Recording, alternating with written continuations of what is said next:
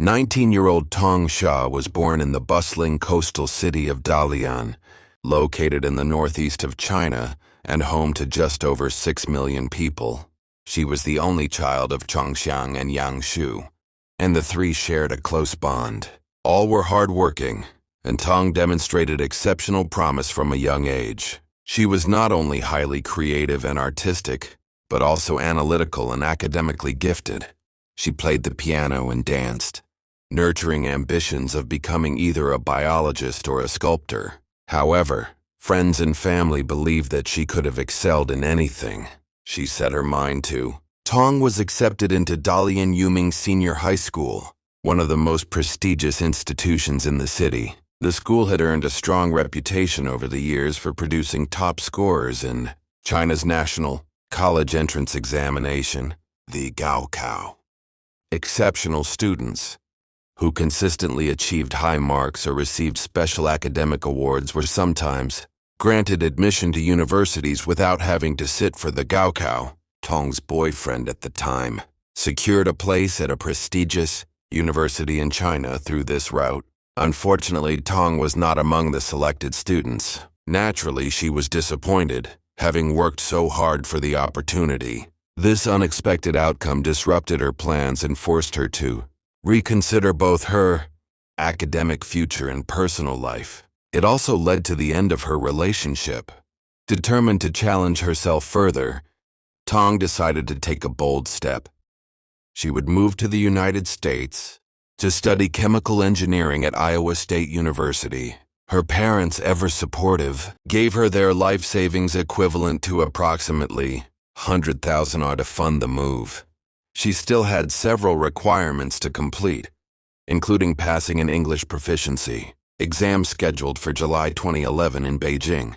While preparing for the exam, Tong met Xiyan Li, who was also studying English, in anticipation of attending the Rochester Institute of Technology in New York. The two quickly formed a bond, discovering they had much in common, particularly the fact that they were both preparing for a significant move to the United States at the same time. Tong's parents met Li soon afterward. While they found him respectful, shy, and quiet, they did not believe he was suitable for Tong in the long term. Others shared this view, but Tong assured everyone that the relationship was casual and non-exclusive. In September 2012, Tong enrolled at Iowa State University. From the outset, she maintained high grades and fully immersed herself in university life. Her friends described her as someone who balanced rigorous study with an active social life. Outside of class, she enjoyed dancing, attending parties, and teaching Chinese to fellow students. She was particularly close to her roommates, who affectionately referred to her as Little Sister. Because of her petite stature, she stood just 5 feet 2 inches tall. Though Tong and Li continued to maintain contact long distance, Li soon made an unexpected decision. He transferred to Iowa State University in an effort to be closer to Tong. However, because his classes would not begin immediately and he had not arranged housing, so he temporarily moved in with Tong and her roommates. Initially, the roommates did not object to his presence, but over time tensions grew. Li did not socialize, contribute to household chores, or engage with the others. His presence became a source of discomfort. More concerningly, he became increasingly possessive of Tong, often questioning her whereabouts and social interactions. Tong maintained that they were not in an official relationship and, according to friends, had grown weary of his controlling behavior. By the second year of her studies, Tong's academic life remained strong, but her personal life was increasingly strained. Li had finally moved into his own apartment and enrolled in his own classes, which came as a relief to Tong's roommates. However, Tong had begun telling friends that she was ready to end the relationship and move on. Tensions escalated further when Li gave Tong's address as his own during a traffic stop, prompting frustration and concern among her roommates. They eventually became so uncomfortable that they no longer wanted him to visit and even disliked hearing his name mentioned. On September 3, 2014, Tong confided in a friend with whom she had recently developed a deeper connection. She shared that her relationship with Lee had been causing her significant distress, and that she had not felt happy for some time. She also mentioned that she and Lee had already planned a weekend trip to a motel, which she still intended to take in order to have a final conversation and resolve things. She expressed her intention to move on when she returned. 4 days later, on the night of September 7th, Tong's father sent her a message to ask whether she had managed to replace the pair of glasses she had recently lost. Tong replied briefly, stating she had borrowed a pair from a friend. When he asked if they could have a video call, she replied that she was too busy. The messages struck him as uncharacteristically curt, and he was saddened by her apparent unwillingness to talk. Later that night, one of Tong's roommates received a text message from Lee's phone at approximately 1:30 a.m. The message read, "Hey, I'm still in Iowa City, but I lost my phone, so I'm using Lee's. He has a family emergency and may have to fly back to China today. So I'm going to catch a bus to Minnesota and visit some friends there. I'll be back in a week, but I'm keeping Lee's phone with me. It's running out of battery." On Monday, September 8th, Tong failed to return home as expected. Despite having classes that day, concern began to grow as several more days passed without any word from her. Her friends and roommates attempted to contact everyone who may have spoken with her, but no one had seen or heard from her either in person or online. Jean, her closest roommate, reached out to acquaintances in Minnesota via social media, but they had no knowledge of Tong's whereabouts and confirmed that she had not met up with them. By September 18th, after more than 10 days of complete silence, her roommates filed a missing person report. Initially, police considered the possibility that Tong had become homesick and returned to China, a relatively common occurrence among international students. However, this theory was quickly ruled out when authorities found no travel records or evidence that she had left the country. As the investigation into Tong's disappearance continued, authorities began to follow up on leads from her friends and roommates. Using financial transaction records and statements from those close to her, investigators confirmed that Tong and Lee had traveled together to the Budget Inn and Suites in Iowa City on September 5th, just as they had planned. The hotel owner, Ken, told police that he was familiar with the couple, having seen them at the motel on previous occasions. He stated that there was nothing unusual about their arrival that weekend. On September 6th, he observed Tong walking alone in the lobby. Later, surveillance footage from a nearby gas station captured the couple purchasing bottled water. Nothing in the footage indicated any immediate danger or that they had been followed. However, by the morning of September 7th, Tong's car was gone and the hotel room was empty. Although the hotel had security cameras, a technical malfunction meant that no footage was available of the pair checking out.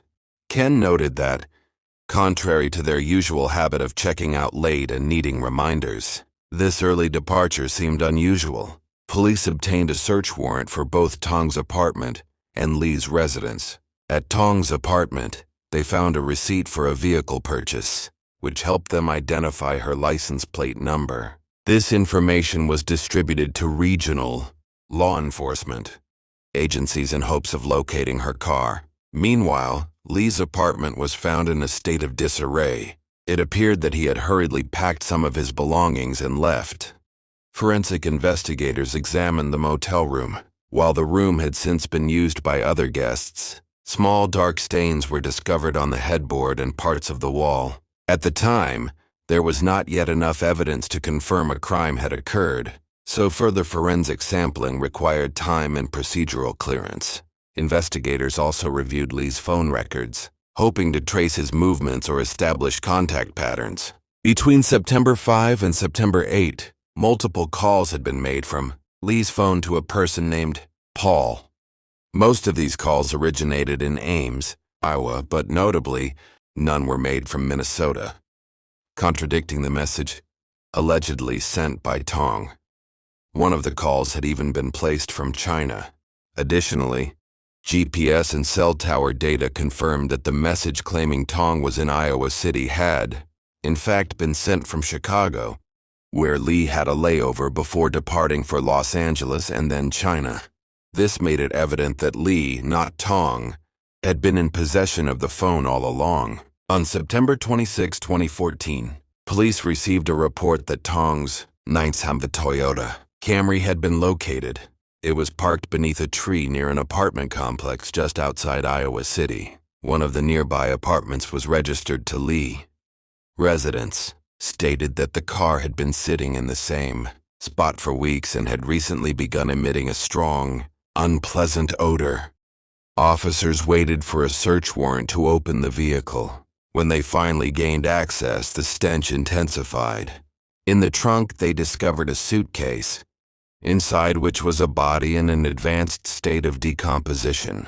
A dumbbell and a blood-stained towel had also been placed in the suitcase, the latter wrapped around the victim's head. Although testing was still required to confirm the identity, investigators were nearly certain that the body belonged to Tong Shao, the missing Iowa State University student. Following the discovery of Tong Shao's body, an autopsy was performed. The results confirmed that the body found in the suitcase inside the trunk of her Toyota Camry was indeed that of Tong. The cause of death was determined to be a combination of blunt force trauma and asphyxiation. Forensic experts concluded that she had likely survived the initial physical assault, only to die from suffocation after being confined in the suitcase. Further investigation of the motel room yielded additional evidence.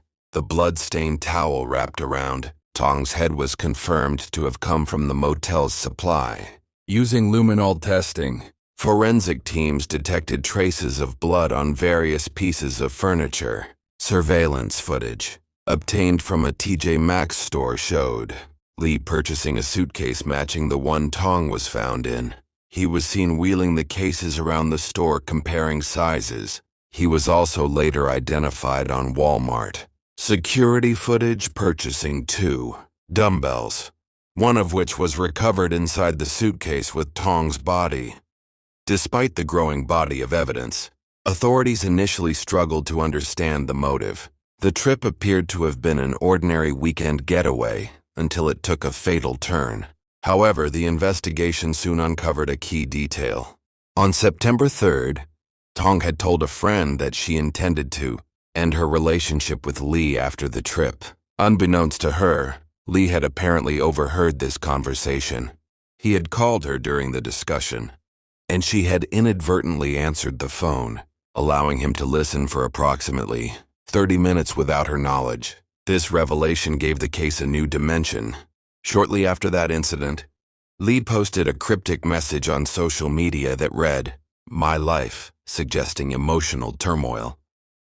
Authorities believed the murder had been premeditated. Evidence indicated that Lee had planned to dispose of the suitcase in a nearby river. GPS records from his phone placed him near the Skunk River between 3:00 and 4:00 a.m. on September 7. Police concluded that he had abandoned the plan when he discovered the water was too shallow and instead left the suitcase in Tong's car trunk. On September 8th, Lee used Tong's phone to send misleading messages to her father and friends, attempting to create the illusion that she was still alive and traveling. That same day, Lee flew from Chicago to Los Angeles, then boarded an international flight to China. His actions led investigators to name him an official person of interest in the case. It was not until March 2015 that a warrant was formally issued for Lee's arrest. By that time, he had vanished. Because China does not have an extradition treaty with the United States, law enforcement feared they might never be able to bring him to justice. Nonetheless, the case gained national attention in both countries. Chinese citizens began sharing photos of Lee on social media, and the hashtag #TarFindLee began trending online.